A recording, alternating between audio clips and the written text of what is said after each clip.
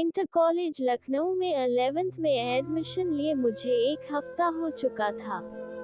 एक दिन मैं स्कूल जल्दी पहुंच गया था तो यूं ही बालकनी से टेक लगाए इधर उधर देख रहा था।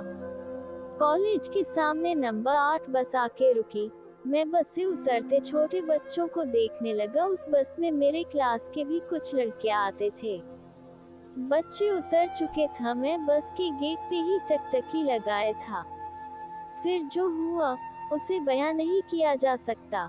एक खूबसूरत लड़की, पता नहीं कौन, स्कूली ड्रेस नीला सूट पहने उतरी। मैं थोड़ा सावधान हुआ, उसे देखने के लिए बालकनी के कोने पर गया। गेट से बस काफी दूर रुकती थी। वो गेट की तरफ आ रही थी। बदलियां छाई थी, ठंडी हवाएं चल रही थी। मैं भी हवाओं के साथ उड़ रहा था। पहली नजर में ही उसे देखने के बाद दिमाग फिल्मी कल्पनाएं करने लगा। जैसे नायिका आती और उसके हर कदम हवाओं के झरोके लाते हैं और नायक आंखें बंद किए उसे महसूस करता है। लगभग ऐसी ही स्थिति थी मेरी। वो स्कूल में प्रवेश कर चुकी थी। मैं जल्दी से नीचे भागा ये देखने के लिए कि आखिर वो किस क्लास में जाती है। मेरे नीचे पहुंचते ही वो ऑफिस में प्रवेश कर गई। प्रार्थना की घंटी बजी। आज दिमाग कहीं और ही था। दोस्तों ने कहा था जो लड़की दूर से अच्छी दिखती है वो होती नहीं बे। मैंने सोचा प्रार्थना के बाद उसे थोड़ा नजदीक से देखूंगा, लेकिन अभी ये निश्चित नहीं था कि वो किस क्लास में पढ़ती है। प्रार्थना खत्म होने के बाद हम क्लास में गए। चूंकि क्लास में 3 पंक्तियों में बेंच लगे थे, फिर भी मैं लास्ट बेंच स्टूडेंट था। क्लास में लड़कियों की लाइन आनी शुरू हुई और फिर मैं जैसे खुशी से पागल हो गया। आंखें फैल गईं जब मैं उसे उस लाइन में देखा। लंबे खुले बाल, चप्पल, आंखें, गेहुआ रंग, वाकई बहुत खूबसूरत लग रही थी वो बैठी। जिस हिसाब से हम दोनों बैठे थे, हमी में सबसे ज्यादा दूरी थी। वो पहली लाइन की पहली बेंच पे, मैं तीसरी की आखिरी बेंच पे। मैं उठा और उसे नजदीक से देखने के लिए बोतल लिए आगे गया। उसे सर झुकाए बैग में हाथ डाले कुछ निकाल रही थी। वो वाकई बहुत ही खूबसूरत थी, बहुत खूबसूरत। उसे एक नजर देखकर बोतल भरने नीचे चला गया।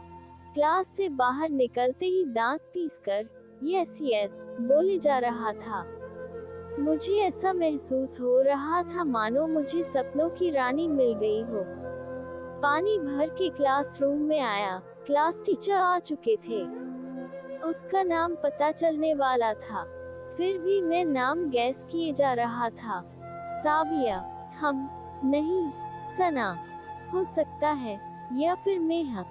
वह कितना फर्जी नाम, हा हा हा। इन्हीं कल्पनाओं में खोया था तब तक अटेंडेंस चालू हो गया। Nazia, present sir. Oh Nazia, हाँ यही नाम था उसका। कितनी मीठी आवाज थी उसकी।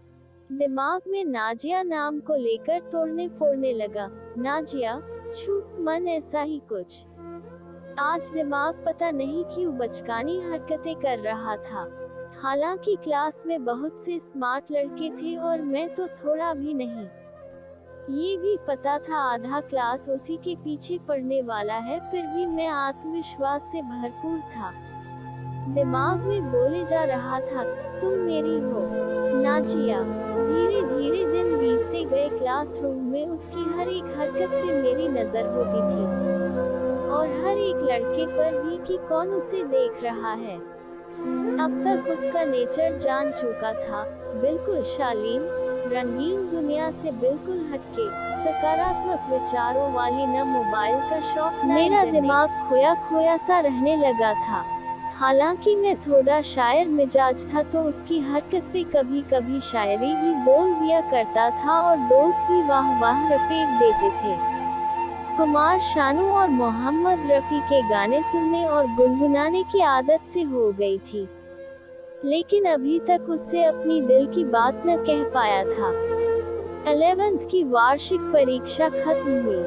4 सेक्शन के 800 बच्चों में से टॉप 20 में से मेरे सेक्शन के मुझे लेकर कुल 2 लड़के थे, जिसमें मेरा 12वां और दूसरे का 16वां स्थान था। मेरा स्टेटस बढ़ चुका था। क्लासरूम सभी लोग थोड़ी इज्जत से देखते थे। टीचर ने हम दोनों के लिए ताली बजवाई।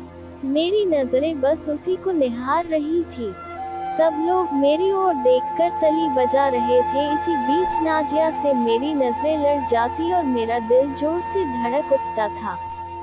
अब शायद वो भी मुझे कुछ नोटिस करने लगी थी। मैं उसे प्रपोज करना चाहता था। मैंने ये बात अपने एक छिछोरे दोस्त से कही। उसने कहा चलते हैं। इंटरवल हो चुका था। वो क्लासरूम में अकेली ही बैठी थी। मौका अच्छा था। लेकिन तभी उस दोस्त ने एक लड़की से कुछ कहा, शायद कोई कमेंट जी। वो लड़की खरी खोटी सुना के आगे बढ़ गई। मैंने दोस्त से पूछा तेरी जीएफ थी वो? उसका जवाब था नहीं।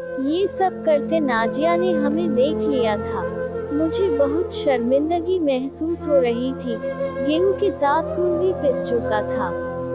वो हमें देखकर गर्दन नीचे करके हिलाए जा रही थी। शायद वो मेरा आकलन कर रही थी। मैं खुद की नजरों से गिर चुका था।